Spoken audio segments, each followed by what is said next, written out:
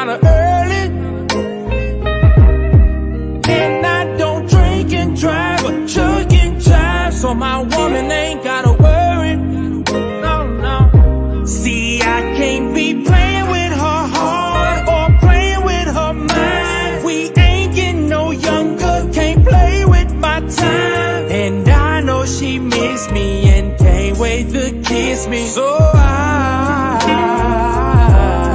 I might be invited tonight. You ain't gotta look for me. I might be invited tonight. Yeah, yeah, yeah.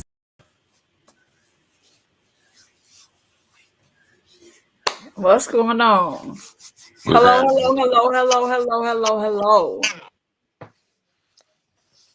What's going on, King Jacob? Oh man, everything is good. We woke up this morning. We on this side of the dirt, so it's a good day. Yes, it's a good day.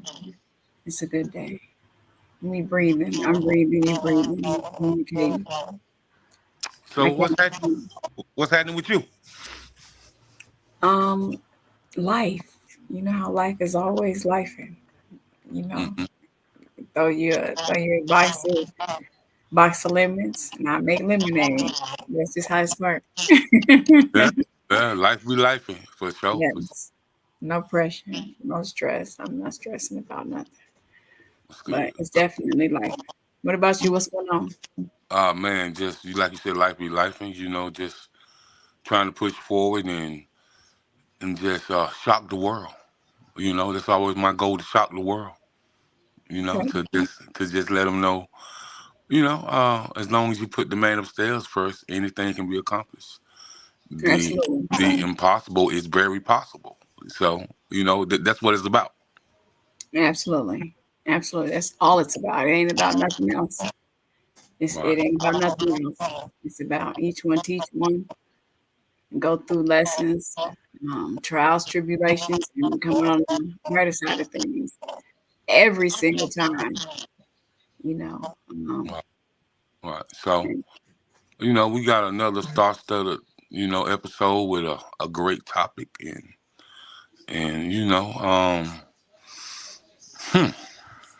a topic that me and you kind of conversate about back and forth all the time.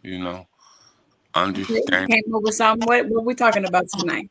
Let me tell you guys, first and foremost, we guys are getting you guys warmed up for the Exquisite Conversation podcast to come out. We need you guys to gather up your people.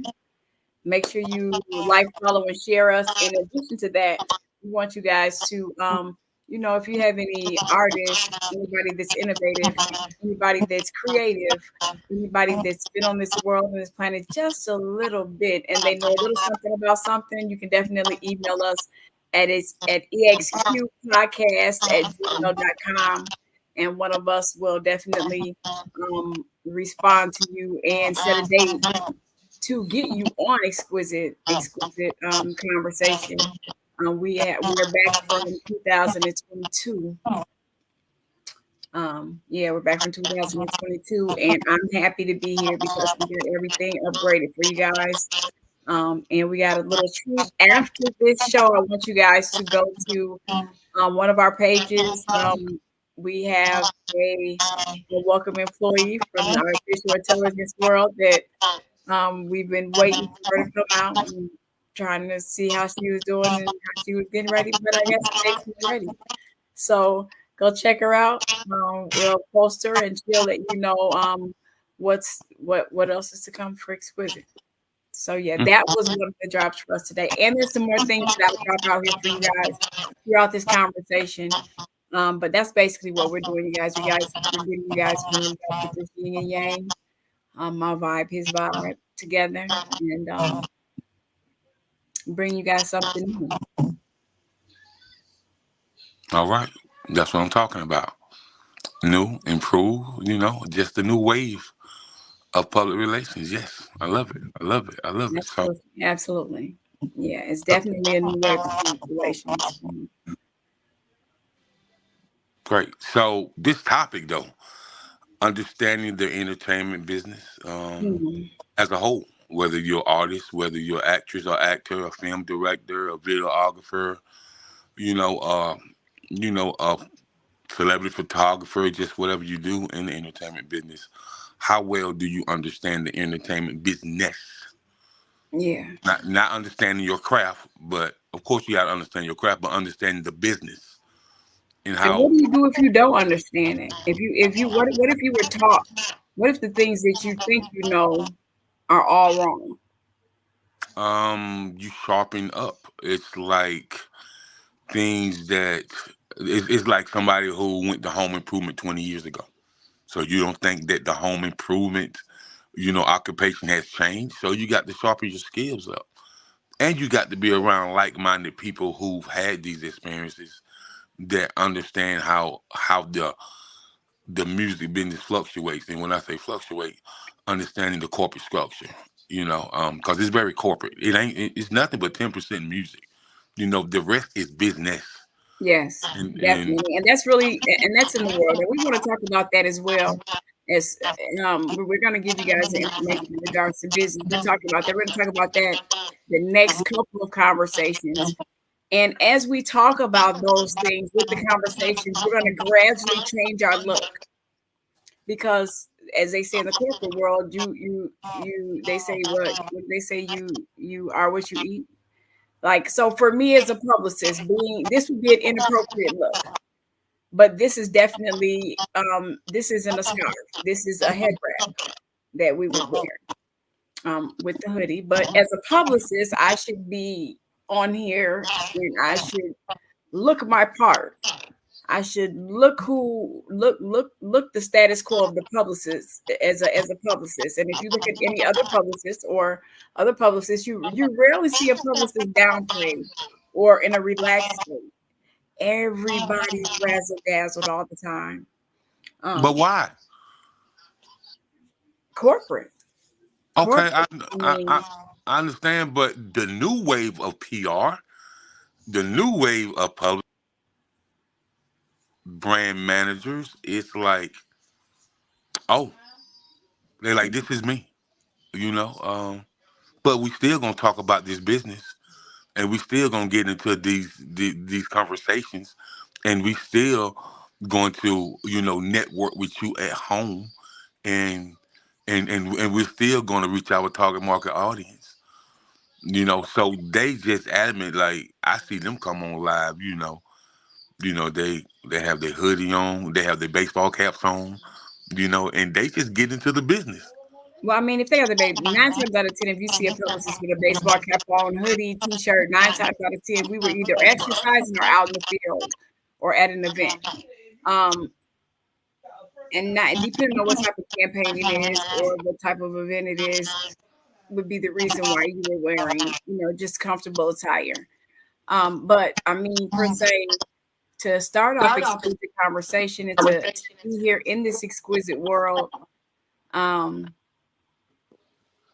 I should be more formal. There's a reason behind everything that I do. I'm a really intentional person. Um, but I'm not always dressed up, and I don't always have on red bottoms, and I don't always have my hair flat ironed, and I have a lot of hair.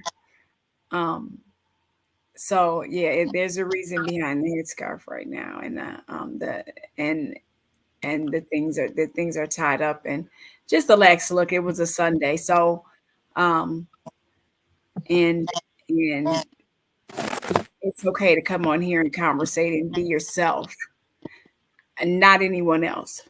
I'm not coming here as anyone else. I'm coming here as PavaniJ.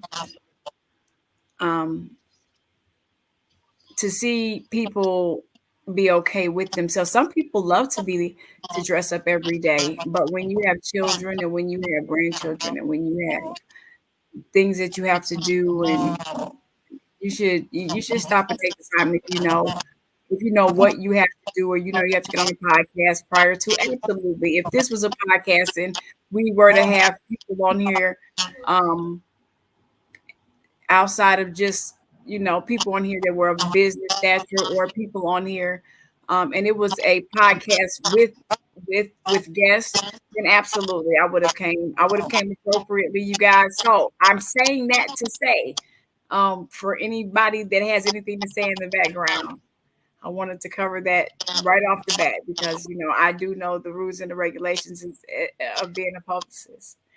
Um, and so let's get back to the other part of this entertainment business. And you say that it's 90% business, 90% business, 10% music in the Yeah. entertainment world, and that's in the music realm.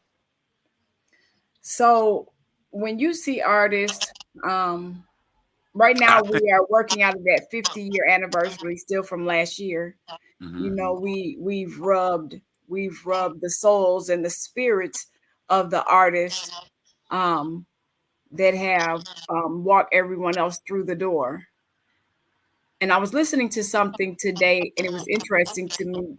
I actually was listening to Nori, and he was having a interview with Vlad, and Vlad was saying how he was 50 years old and being 50 with the 50-year anniversary of hip hop, he can remember when hip hop was almost not hip hop. What about you? What do you think about that? I just have to know what is he saying when he say it's not hip hop. No, no, no. He didn't say it's not hip hop. He said that hip hop almost didn't make it to be a world renowned thing, just like how maybe they have the shuffle in a certain part of the world, or they may have like certain things, certain music genres, or certain things that, like, say Chicago might not do something that you guys do in South Carolina as far as a certain dance or a certain jig, or you know what I mean. And at one particular time that was in New York and New York only. He probably was in New York and New York only, and he can remember when um it almost didn't make it worldwide, and people seem to forget how it spread around the world, and how people don't give the correct people their props for the right things. That's what he was saying. I don't think I can agree with Vlad, man. Like you're Okay, tell me why. for one you're white, you're Russian. So how do you really understand the culture of hip hop and how it got started? How do you understand the true essence of it? You know what I mean? So And that was interesting to me because he also covered that part, and he said that he has to be honest and say that he'll never understand, but he works every day at trying to. And that's the part that made me respect him yesterday. I okay. know they say that he's a culture vulture. I know they say all these things about him, right? But at some point, I had to say to myself, Nicole, just listen to him, right? Just listen to him. And so I played it back. It was like a 3-hour show on Nori, actually, on Drink Champs.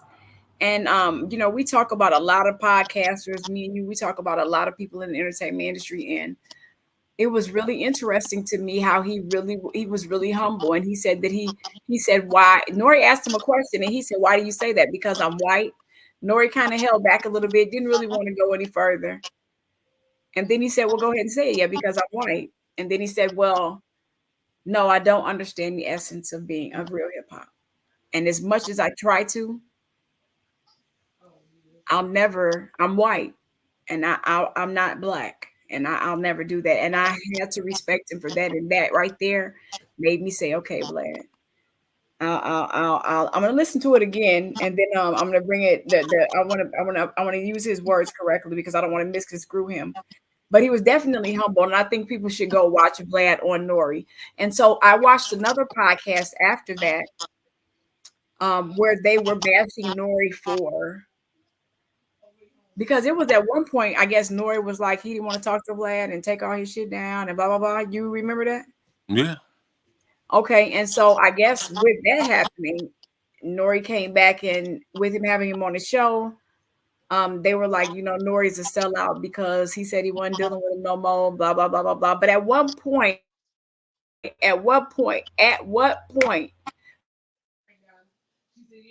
do two grown men who were really friends? I really have Caucasian friends. I really have Who was Hispanic friends? friends. I Who was really friends? have Nori Korean and, friends. and So Vlad? at what point do two adult men come back together? Is that what you said?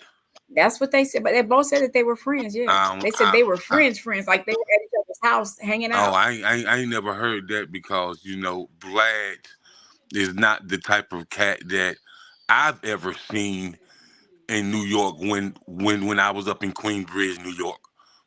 And I've been up there several times. I was actually just talking to one of my college buddies that's from New York. It was asking me when the next time I want to go. So but this is my thing about Vlad. If you're gonna talk to these artists about the music business and what they experience, talk to them about their personal life. When you trying to talk to Benny Siegel about what happened with his you know court cases and his felonies, and Benny was like, "Oh, ho, ho, pimp, no, no, no, no, no, no, no, no. We're not gonna do that. We gonna keep it music. We gonna keep it music." So I think when it's a person that be like, "Hey, Vlad, come on, bro, we ain't doing that." You know what I mean? Because a lot of people believe that when people come on Vlad's show, people start getting indicted. I mean, I ain't said that's what they said. Right. They said that, but he even addressed that. That's the part right there that made me be like, wait, who is that on the TV? That's what made me watch it, because he was saying that it's interesting, and we know how this go. As well as somebody can click on this screen and see me and you on here and make a phone call to one of their friends and give a whole spiel about how exquisite ain't exquisite because PavaniJ was on the screen with a head scarf on, tied in a knot, and Jacob didn't have a tie on. Just that bad, and they really do hip hop and they really in love with hip hop and they don't do anything else. And just that fast, it'll be over there on the West Coast. But He but brought that up. He brought that but up, and he said that what's he did interesting everything to me, like that. So you are a very smart, intellectual type person. I So, and I am. know I I am. know That's this. why I said what I Okay, said about Vlad, because okay. I'm highly So, intellectual. what's interesting me to Vlad, Vlad, you never have a person like a Jason Aldean. You never have a person like a Faith Hill, or you never have a Phil Collins, or you never have a Taylor Swift, or uh, uh, Yeah, a Christine Aguilera on there. It's like you only interview hip hop artists and that's true. who grew up And in the that's hood. true. And that's true. And if somebody would please go to Revolt, if you guys are here, if you guys are watching this, I am not an influencer for Revolt. I am not an affiliate for Revolt. But if I'm going to say to go watch Drink Champs and tap into that, it's a 3-hour episode. If anybody has any time, just because he covers all of this stuff, and they're not coming at him, you can kind of hear the aggression, in his voice. And Nori's stopping, and you know how Nori talks, right? Nah, I think Nori even got like really, really tipsy at there on this interview due to the fact that they were talking about him never interviewing these certain people. Vlad never thought this was going to happen. In addition to the fact he went broke and was homeless in the midst of being Vlad. okay, okay, but if we talking about music, music is a universal language. It is. Vlad is not a universal host, a universal No, podcaster. He only, it seems like he only sticks with he the does. black guys who He does. from the hood. He does. And I have a problem with that. I have a But problem with that but because this I is the am thing. Listen. He does, right? And so you got to think about Vlad started off as a DJ. So he was a DJ. He started off as a DJ, right? Started off as a DJ doing hip hop music. And started off in the hip hop air. I mean, think about it. Right now, it's probably cool for the white guys to be bumping our music and dancing, and everybody to be hip hop parade and cooling or whatever. But back in the day, um, we grew up when there was Jungle Fever came out. Spike Lee came out with the Jungle Fever thing, and it wasn't so much it was a lot of still white people and black people doing their thing. Not a lot of the way that everybody is combined right now with the children that are combined right now, and they just don't even want to hear it. They're tired of it. They're blah blah blah. You got to think about it from that era, how he was. I mean, really, if he grew up in that era, he probably shunned from his own people. You know what I'm saying? And we welcomed him in. And he has to say thank you for that. And he was saying thank you for that, even though they gave him his roses. And that's the part. That's what I'm saying. That's what I respect Vlad for. But he's still not a punk. He's not what? He's not a punk. He wasn't just like, yeah, he wasn't like just bowing down. He was like holding his own. And he was explaining why things were happening and what was happening. And he even said that some of the shit he did was stupid. He was like, why? He was like, what happened? He was like, I don't know, man, some stupid shit. You know how something so small can trickle out of sync. And now it's a big ass fight, and no one even knows why we're arguing until you say something out loud to someone else 2 months later, and you hear yourself talking. You be like, damn, maybe I should call and apologize because I probably went too far. You know what I mean? And he was saying that about himself, that, let me call and apologize. He apologized to Nori first, and Nori didn't want to answer. He's like, Nori didn't answer the phone. He was like, if he don't answer the phone, that's cool. I'll try him back. He probably didn't answer for like a month, but Vlad apologized to Nori first. So us as black people, what we gotta ask ourselves, and we have to ask ourselves this. Mm-hmm. They hated our culture once upon a time, very much so, and they still do. But why do you want to be in our culture so bad? Why? Why? I don't know if it's want to be in our culture so bad. I think it's he don't know what that. So for me, because of how and we talk about this too. We speak about this too, me and you, throughout building a relationship with someone, and you wonder why people do certain things. I think you question me a lot about a lot of things that I did. Even now, still, you be like saying stuff to me like, man, you weird, or that's backwards, or whatever. If you're brought up around certain people and you grow up around, if you take a blonde haired, blue-eyed girl and you put her in the hood, or you put her in the projects, and if you take a dark-skinned black blueberry little girl and you put her over here in this white atmosphere, because of that, they're gonna act a certain type of way because of how they were raised and who they grew up around. And you, for a fact, know yourself that we were speaking about this the other day. I'm not gonna say no names or nothing like that, but there's some people that we're around, or I'm around. Katie, for instance, you guys, we have an employee by the name of Katie. You wouldn't even know. You would not even know. And she often tells me, girl, you whiter than me. Like, it could never be me. And I'll just be looking at her like, are you serious right now? But if you grow up in a certain way, and he said that he grew up and his mom and dad were very strict on him, as they were, Russian. He doesn't have an accent because he grew up here. But he's always been around I'll say these people. He's always been around us. And he said most of his most intimate long-term relationships have been with African American women. So maybe this is all he's been around. Maybe that's all he's, Okay. But would you ever work with Vlad? It depends on what type of project it is. What would determine a yay or nay?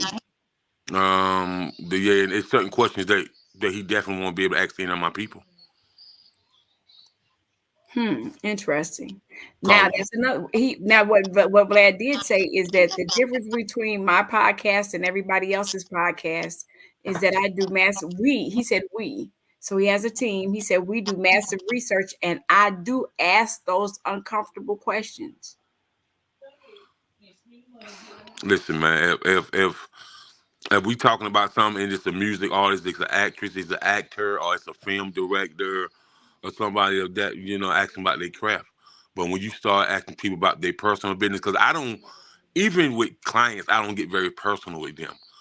I want to know about the business. You know what I mean?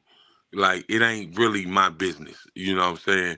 If that's something that you want to share because you feel comfortable, that's your business. But as far as me getting really, really personal with you, you know what I mean? Like, Mhm.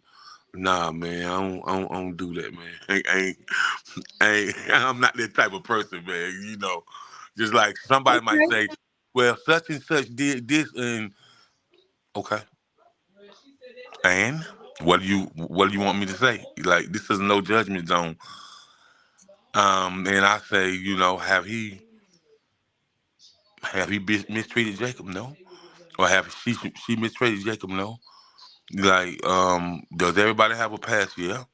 Did some people get in some severe consequences because of their past? Of course. Did some people escape it before it got to that point? Yes, they did. So, I don't really care.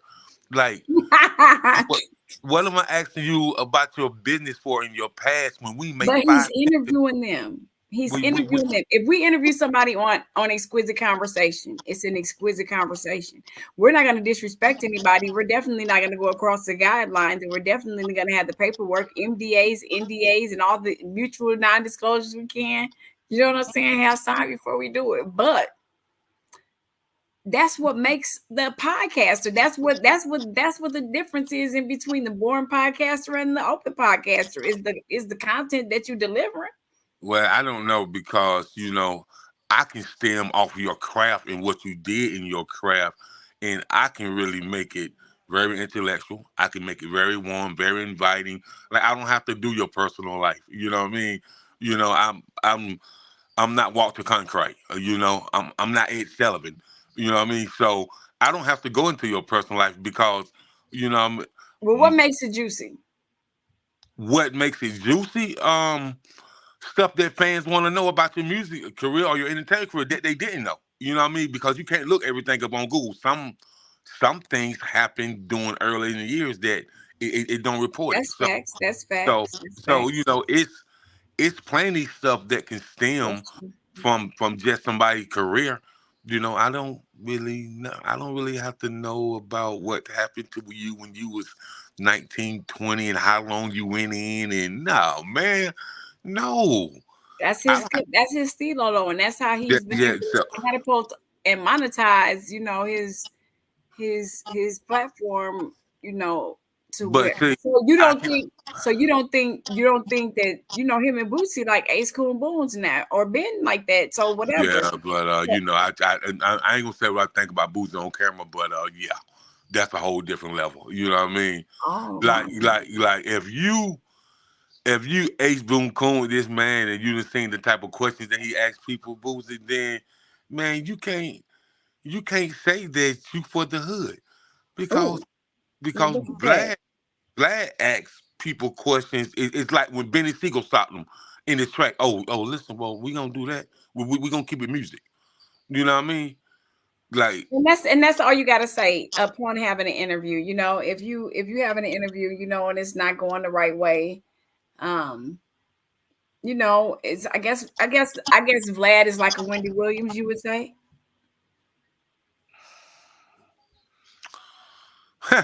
somewhat, somewhat. But you I know, don't know, man. I like him. I I want to just meet him. I yeah, I'm want to pretty see sure. him. I'm I'm gonna pretty meet sure. him this year. Watch. I'm gonna do everything I can to I'm meet Vlad. I'm pretty sure. But me as a black man walking on American soil, it's just certain stuff you don't do. Women won't ever see that. But and that's just the way it is. It's just certain But it stuff. was okay when he got Tupac. It was okay when he got down to the nitty gritty and got Tupac murderer arrested by doing what he do, being Vlad. I mean, listen. Catch If if if if, if, if people think Vlad uncovered that and not all the private investigators that work behind No, the no, he scenes said with that this. too. He said he didn't do. He said people are saying that, but he said they had already uncovered it. He was just running his mouth, and he pulled him in again. He said that too.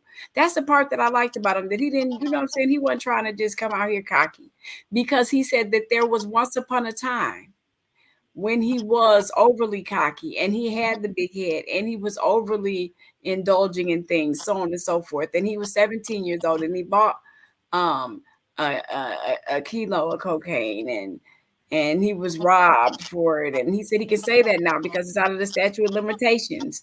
That's what he was saying about the statute of limitations. And then you know what it's like to have a big head in the industry. You had it. You told me that you was doing your thing when you was doing your thing when you was in the 90s and so you know what it's like to be bossed up. Yeah, I do, but I also know what it's like to that, like I guess maybe it was how I was raised. So I was always taught that you can't ask people certain questions and you ain't supposed to. If they want to talk about it, you can listen. You know what I mean? But just to blatantly ask them, like I don't ask everybody anything. You know what I mean? I can't You do that. always tell me, why you ask that question? You be Yeah, asking yeah, because I don't want everybody to ask me any and everything. I get things offended. saying I get offended. Like and you then don't just I always say, you okay, you I ain't you, trying to offend you, but can I ask you a question? I you, do that. you don't know me like that to ask me that. Mm-mm, You know what I I mean? do. I Like ask questions that like come I to don't mind. I Mhm. don't really like that. Like, well, he don't know me like that to ask me that, man. But But if you're anyway, on an interview and they ask you questions, if you do not cover it at the beginning of the interview and say, let's not talk about A, B, C, D, and E, F, and G, then whatever they say at the interview, not saying on the interview that you have to answer it, you don't have to answer it even then. but I But if think you don't, he does that on purpose though. He know what he doing. oh yeah, he been doing it over 30 years. He better know what the Yeah, right. He said he almost yeah. got his ass whooped by he said he almost got his ass whooped by Mike Tyson. He said he had to Yeah, catch himself and switch the conversation up really. cause I think if you ask those questions like that, then you better be willing to stand up for those questions. You know what I mean? That's what he You, said you too. yeah, yeah. You got to have some business about yourself if you're gonna stand for those questions. But we are talking about the entertainment business, so we will take a quick commercial break and come back after these important messages. We're gonna pay some bills, and y'all just keep it locked. When God is positioning you into the next dimension of your call, the next dimension of your identity, as He unfolds and reveals who He's called you to be, you will always have a Samuel. You need someone who understands where you're coming from, but also someone who understands who you must become. Which means that you're going to have to be willing to risk being seen. It's always so much easier when we have friendships that exist in silos. I've got one group of friends who understand where I came from. And I've got another group of friends who understand my potential. But I'm at my best when I'm in an environment with people who understand that where I've come from is not where I can stay. And where I am, I must keep pressing. Wow, you heard what that woman just said. Let me tell you, why did that fit in perfect? That was a good job. Did you even know that? I did. Oh, okay, great, great, great. So yeah, you guys, I kind of switched it up a notch because I had some things on my mind in regards to some things that I was watching. We want to turn it up a notch. We're gonna be talking about all kind of things, you guys. We're gonna be bringing you guys hot topics, hot news, having somebody stick their head in the building. Everybody's turning up for the 24. Everything will be revealed. We have no secrets over here at Exquisite, but we're definitely bringing you guys good content, um, exquisite content. And so yeah, at the drop of a dime, I might switch the conversation up a little bit. We ain't working off no cue cards or anything. We're just warming these things up and warming these tables up to make it a little more comfortable for me. As I don't speak in front of people all the time. I make sure my people speak in front of people all the time. And so we're gonna get things together and keep things rolling. So the topic was the music industry, how much of it is business, which is at 90%, and then that 10% of it that's just music, and do entertainers in the music. When we say music, we're talking about rap, we're talking about jazz, blues, singing, we're talking about country artists, gospel artists, contemporary artists, um, the people that have to utilize that part of the industry. I cannot own in and tell you exactly. We always say the entertainment business or the music industry. Is it the same? Is that the same? Is the numbers the same for actresses and actors, comedians? Is it the same thing if you're not an independent? Well, what I think for when it comes to actresses and actors and people like that, you do have a spreadsheet on royalties every time the movie plays. Like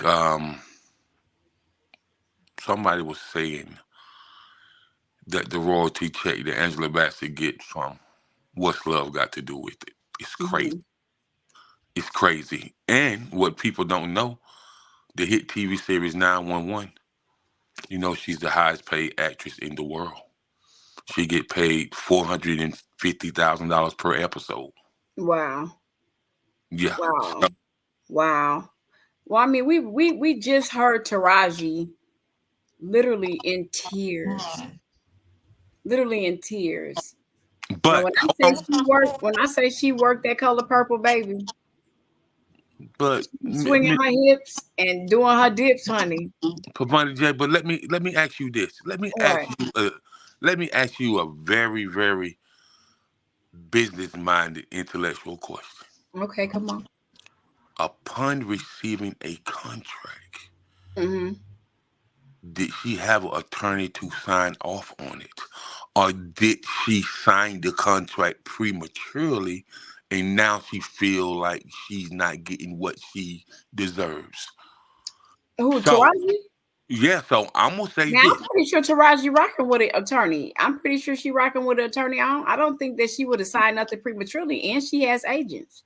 So with the agents comes an attorney, comes a publicist, comes a yeah. No, she ain't just I signed no don't know. paperwork. I- She probably So if you mm-mm. sign this and you saying that you're getting underpaid, why did you sign it?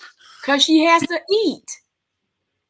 No, Nicole. Yes, no, that's what she was saying. She was saying that she said, "You are seeing us all the time because we have to work all the time." She said, "I would love to do something like another actress, her counterpart, her opposing sister, actress, who just made 150,000 for this one show that they took a month and a half to film. Yeah, she's on vacation. She's not back out here. Or the one who made that quarter million, or the one who made 2.7 million. Yes, they're So not let me out there every other month or every 4 days on all these movies. What was the movie called that she just did? Matrimony, not matrimony. What is it called? What was the movie called she just did? you talking about part two, Yeah, acrimony. Acrimony. Shit, Acrimony ain't even been off the shelf like what, a year and a half, 2 years maybe, Yeah. 2 years maybe, right? And it's right back out with a part two. So she has to grind, is what So she was saying. so Nicole, I mean, you can look it up. Taraj is approximately worth about I'm gonna look 12. it up while we talking. Now She let's she let's let's she's keep, let's keep she's it worth busy, about busy. Let's keep it she up. if I ain't mistaken, she's worth about $12 million. And so with that being said, um, she she was acting like she was worth $1 million or 2 million or something. I don't expect people to pay her like they pay Angela Bassett, like they pay for Alicia Rashad. I don't expect that. Um, I don't expect her to get paid that for actresses that's been predominant in the industry. And I know Miss Viola Davis said she went through the same thing, for a little while there.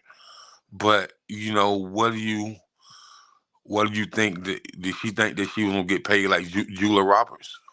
You know, you know, can't hear you. Can't hear you. She's worth 12 million. Right. She's definitely worth 12 million. Hmm. But when you say that somebody's worth 12 million, her net worth is worth 12 million. What does that consist of? Her house, her car, her being, her body, her arms, her limbs, and stuff that she has insured. What does that mean? That consists of stuff that they know that you have registered as far as your assets and stuff like that. So, um, just like I've been told that it's like I was like, I was like, so that's true. And he's like, yeah, Forbes may speculate, but they ain't gonna know all your assets because you might have overseas assets, in offshore accounts that nobody know nothing about. You know what I mean? So they not gonna know everything that you own unless it's in the U.S. only. You know what I mean? So they ain't gonna know about that overseas market. You know what I mean? And it's a lot of actresses and athletes and entertainers who have a lot overseas. Okay. You know what I Right. mean? Because they these people, when they say worth, net worth, Taylor Swift, Taylor Swift is worth 900 million, Hmm. but Rihanna is worth 1.7 billion, Right. and then we got Drake, 250 million. Hmm. His salary alone is 70 million per year out of 250 million. That's how much he's making per year right now, still making music. So once he's not making music anymore and he has all of his royalties coming in, at that point, you want to give a roundabout. Well, I know Nicki Minaj she said maybe just 3 years ago. She said her royalty check is probably about $550,000 every quarter. You know what I mean? Um, Is that why all the young kids want to be rappers? I don't. Is that I why no everyone no wants no no no one wants to be a biologist, or you no. very no. rarely hear That someone ain't say what it they is, want to Nicole. be People rather be famous than be wealthy. You know what I mean? It's about the fame, always being seen, the limelight, being on TV.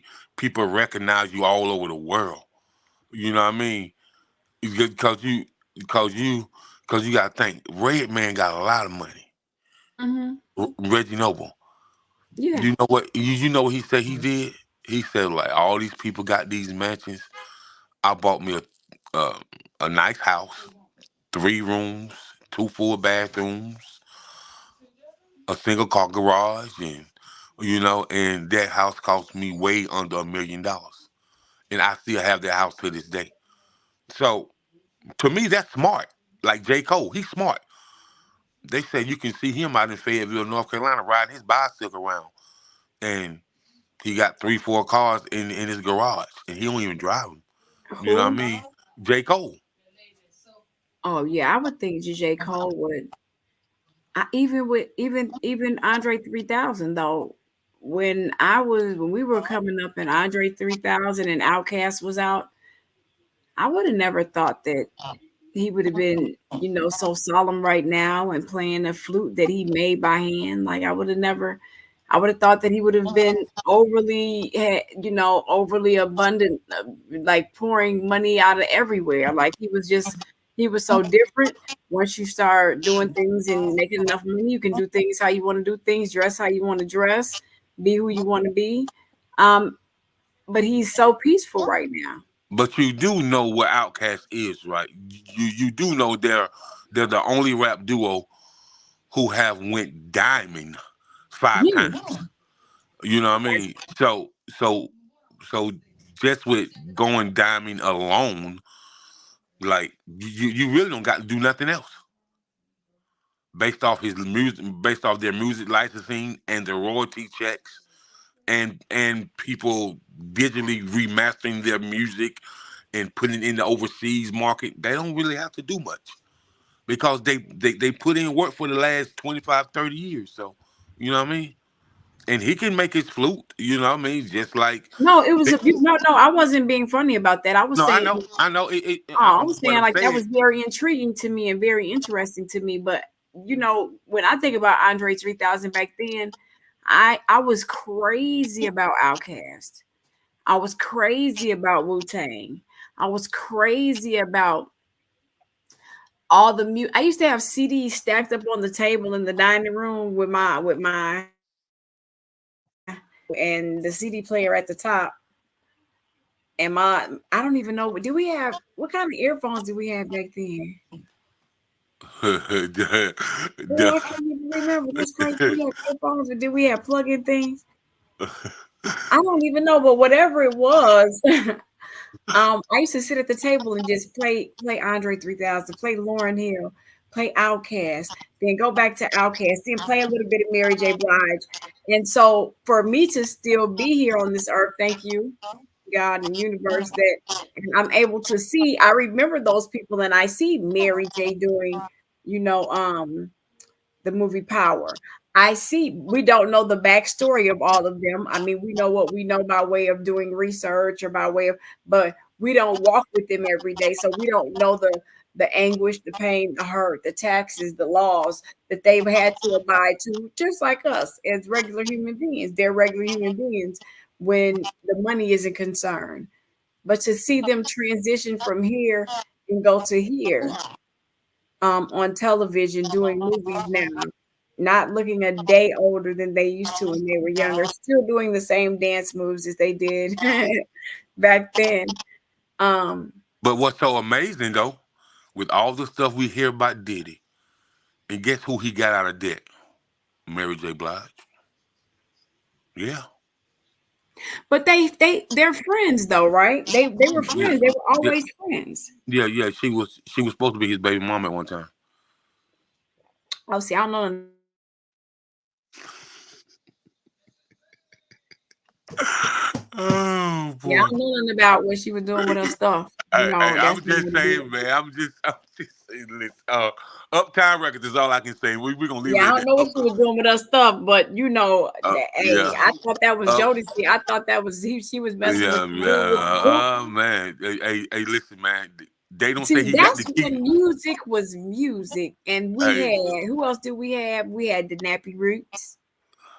Big shout out to Big V, who Yeah. is Yeah. on tour on his listening tour. You guys can always go tap into www.bigvietnappyroots.com, and any new music, sign up, RSVP yourself for any one of his listening tours. The same way that he treats his fans then, he don't treat them any different right now. That's He don't right. treat them any different right now. Please go out and see them. The Nappy Roots was, all no, hell no. The Po Folks, back then when it was a recession and they came out with the Po Folks, just the music that we had back then.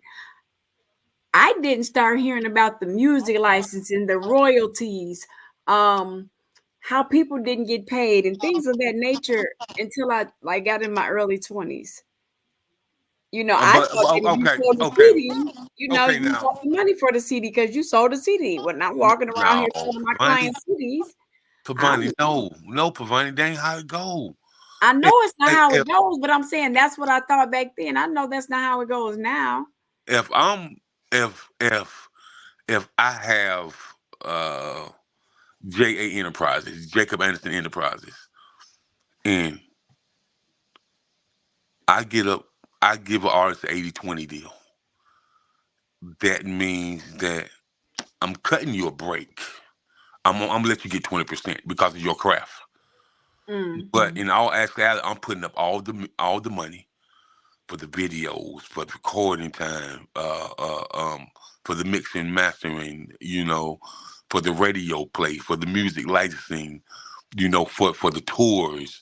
I'm sending you out on promo runs to the radio stations, to the TV shows, you know, and so you know what's in this check. Either this check is going to say you can get some upfront money, you can get your 1.7 or your 2.7 million up front, but I keep all publishing. And so when it comes down to it, You have when nothing. when a person gives you money up front and they say, okay, you get you get 20% of publishing, 20% of royalties, but the label get 80%.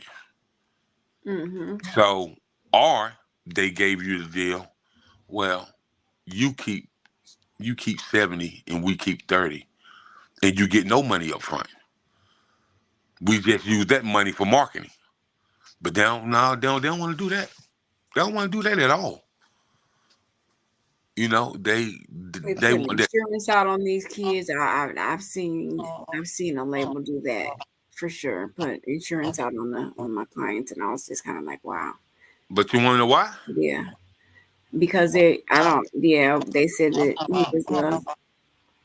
he was a high risk, but I don't know what that meant in the music industry. High risk, and I I know do. it is now, but like what the I do. If you still putting them records out, you talking about what you doing, what you affiliated with, and you talk about this, that, and the third. They don't know whether you're gonna be here today or tomorrow. You I, might be in the studio today and might be going tomorrow. So yeah, they got to get some recouping money, you know. So if they put this much money into you, oh, they gonna recoup their money one way or another. And so yeah, in the clause it also says that once the insurance once we're talking about high stake, high amounts of money for these artists as well. That it's almost sickening. 500,000, 1 point something million dollar life insurance policy, and then in the clause it states that label at any time is um has to delegate any of that money to a family member. And yeah, it's just messed up. It's messed up. I mean, when you get down to the nitty gritty of things, you really dig deep into some things in regards to the business part of that music industry. I mean, being with label, it's kind of messed up. It's really messed up and it's scary. it is. It's scary. It's scary and it's dangerous. Just I'm thinking now. I remember, yeah, I'm thinking and it's dangerous. But What did Big V tell you? That's the most dangerous job in America. it is. It is to be an artist, to be a rapper, to be. It's one of the most dangerous jobs in America, and I have to see it like that. And someone will take you out, not because they know that they got their foot in the door, they can get your position, but just so that they can make room for themselves to try to be able to get in your spot. Wow, that's really sad. That's really sad. But tell me, how long did it take you to learn the ins and outs of the music industry? And being that you started in 1997, you said? Yeah, I had help. But as far as understanding the business and paperwork, I learned that through the church. Yeah, Okay. you know what I mean. But as far as I just started off in club promotions, street team promotions. When I was living in DC, and because I had a buddy that worked for DreamWorks Records, and he was a he was a president of street team, and he was Mm-hmm. like, "Hey man, why don't you help me hang these posters up and pass out these flyers and go to the radio station and just take the artists to the radio station when they come in town and stuff, so they can get their interviews." And he just started giving me bread here, and then a lot of artists kept seeing me all around the city, and they was like, "Man, you should get into managing." I was like, "I don't know nothing about that." They said, "Actually, you do, because you do it really, because you do it now, because you got all the connections and you always around them." So, and then got into that, and then when I moved down to Florida, shout out to my big homie from West Palm Beach, Florida, Charles King. He taught me the managing side of it. His sister used to be a songwriter for Slip and Slide. You know what I mean? Just a ghostwriter, and Mm-hmm. he taught me a whole lot about the business, and about the labels and how to connect with the labels, and and what A&R should tell you, what they shouldn't tell you, and how you can go over the A&R head and talk to you know uh, the VP of music operations, and he just taught me a lot. You know what I mean? So, and connected me with a lot of people, and by that time, everybody in Florida started just dealing with me, know me, and wanted me to host shows and host open mics and stuff like that. So, just learning from OGs in the industry. You know what I mean? And back then, people would really listen to OGs, and now these young kids already got it figured out, and they won't listen to the OGs that came before them, and that's why they struggle so much. To be honest with you. Okay. Okay. They are strong-willed, and he has shown Hard headed, not strong willed, hard headed. It's the difference. strong-willed. He is strong. I'll say that part. And yeah. And so look, we're all over the place, you guys, tonight. Um, I need you guys to stay tapped in, follow us, like us, share us, give us some topics that you want us to cover. We're gonna go ahead and cover this. We're gonna cover the next couple of weeks. You might see us pop in here throughout the nighttime. But the show is a Wednesday night show, Wednesday night at 8 p.m. Central Standard Time, 9 p.m. Eastern Standard Time. But by the beginning of April, the show will be rolling out every week, you guys. We need you guys us to fill up our roster so we can go ahead and get these interviews together. We want to make it fun. We want to make it exciting for your people. If they're new in the industry, if they're new, if they're independent artists, yeah, you can send them over and we can see what we can do. Outside of that, like I said, we take B2B. We also do B2C conversations in regards to business. And we could also cover other little fun loving things like relationship, love, um, holding your own, submission, him being a king, you being a queen. So we're covering all those things on Exquisite Conversation this year, you guys. And we're going to be talking about those type of things the with the guests that come on the show as well as talking about what they have going on, what's hot, what don't they think is hot, what's not, clothing brands, um, I don't know. The list goes on. The list goes on. So, yeah, I mean, we kind of got off topic. I took it off topic, you guys. I really had an insight from Vlad tonight. Thank you, King Jacob. We talked about some things. Um, but you guys, little old PavaniJ is still in college, so I got to get out of here. All right, guys. Appreciate y'all tapping in with us. And like she said, every Wednesday at 8 p.m. Central Standard Time, Exquisite Conversations with the host, PavaniJ, and co host King Jacob. Until the next time, peace and blessings.